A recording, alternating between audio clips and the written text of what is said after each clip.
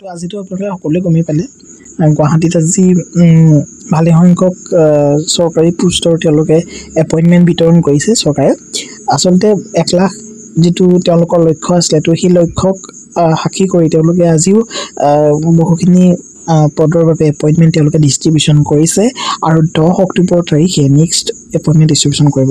তাতেতো গম পাই পোষ্ট গ্ৰেজুৱেট টিচাৰৰ পৰা আৰম্ভ কৰি ASI গ্ৰেজুৱেট টিচাৰ LP UPৰ মেডিকেল গোটেইখিনি সাঙুৰি পানি 40,000 প্ৰায় 40,500 পোষ্ট তাতে তেওঁলোকে কি কৰিব এপইণ্টমেণ্ট ডিষ্ট্ৰিবিউশ্যন কৰিব।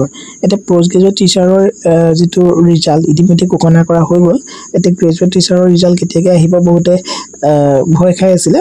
19/1/2025 তাৰিখে যিটো পৰীক্ষা হৈছিলে গ্ৰেজুৱেট টিচাৰ তো এই ৰিজাল্টসমূহ আপোনালোকে 23 জুন 2025 তাৰিখে ৰাতিপুৱা 11টা বজাৰ পৰা আপোনালোকে এভেইলেবল পাব আৰু যেতিয়া ৰিজাল্ট আহি যাব আমি আপোনালোকক জনাই দিম। এইটো ৱেবছাইটত গৈ পিনি আপোনালোকে ৰিজাল্টসমূহ চাই ল'ব পাৰিব। এখন সম্পূৰ্ণ অফিচিয়েল নটিফিকেশ্যনছ ইয়াতে গৈ পিনি আপোনালোকে খুব সুন্দৰভাৱে নিজৰ ৰিজাল্টসমূহ গৈ পিনি আপোনালোকে খুব সুন্দৰভাৱে চাব পাৰিব। তাতে আপোনালোকৰ এপ্লিকেশ্যন নম্বৰ আৰু পাছৱৰ্ড দি পালে আপোনালোকে ৰিজাল্টটো নিজে চেক কৰিব পাৰিব। তো সৰু এটা ইনফৰ্মেটিভ ভিডিঅ' আছিলে এখন আপোনালোকৰ নটিছখন আপোনালোকে যদি স্ক্ৰীনশ্বট ল'ব বিচাৰে বা পঢ়িব বিচাৰে পঢ়িব পাৰে। তো ভিডিঅ'টো সৰু এটা ইনফৰ্মেটিভ ভিডিঅ' আছিলে। Thank you so' much. See in the next video'.